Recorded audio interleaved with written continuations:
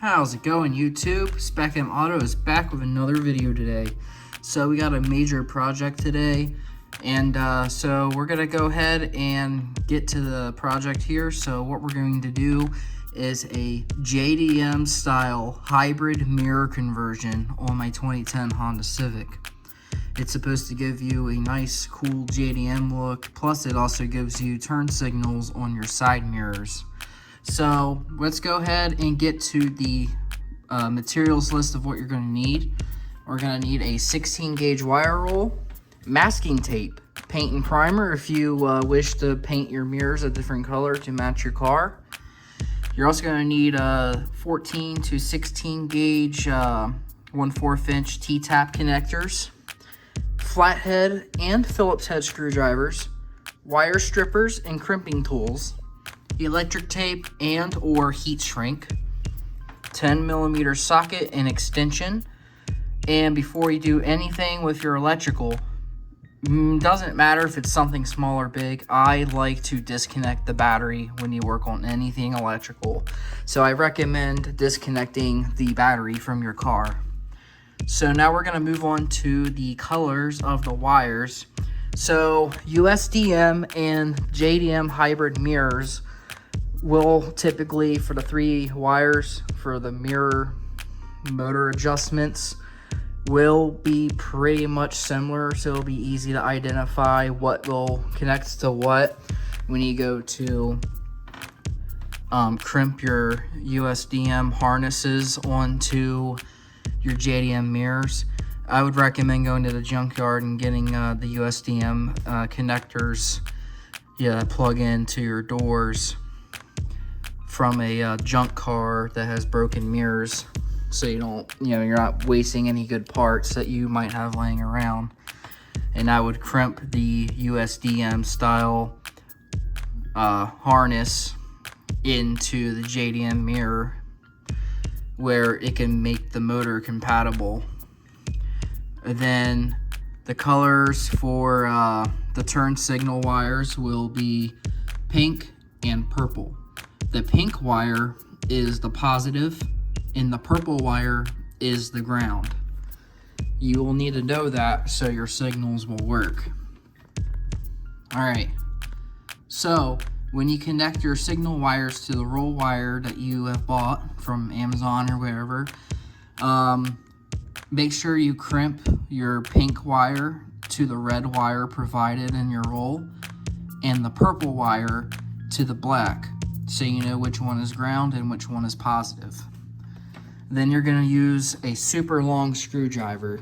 Be very mindful and careful not to rub wires on the chassis and rip door boots, because you're going to stick that screwdriver through the rubber boot in the door to make an opening so you can run your black and red wires from the door, through the door boots into the cabin. And then after that, you will run your wires under the sidekick trim panels leading to the back seat, and it'll go into the trunk behind the trunk carpeting, and they will splice into the turn signals in your taillights. And this is so we allow us to be able to have an easy way of connecting the turn signals internally without having to fight with the firewall, and you don't have to dig wire through behind the fenders in the front or anything like that.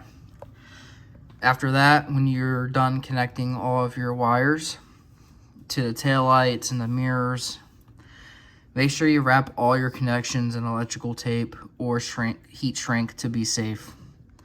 And then you're going to connect your battery to test it, and if the signals successfully work, put the car back together and then finish.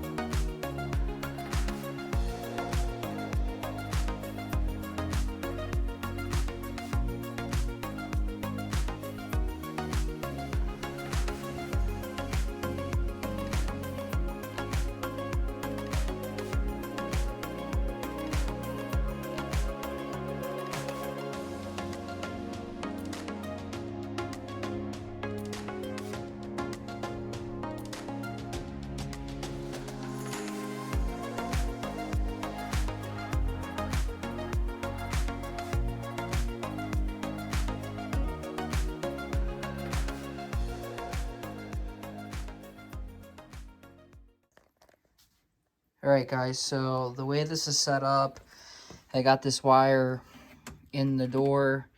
It's going to be ran through the door boot, biggest pain in the ass by the way, into the car, back along under the floor trims, back into here, where again it comes out and it goes in up behind this part of the back of the seat, into there and into the trunk.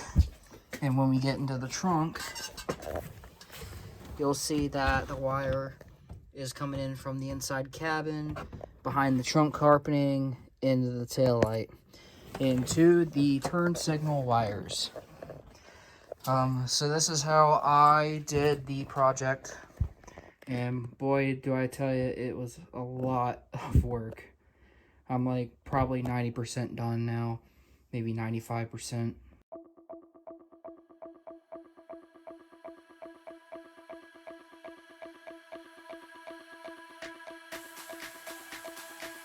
I hope you guys enjoyed today's video. Please don't forget to like, share, and subscribe to the channel for more future content. This is Spec M Auto. Stay safe out there. I will see you all next time.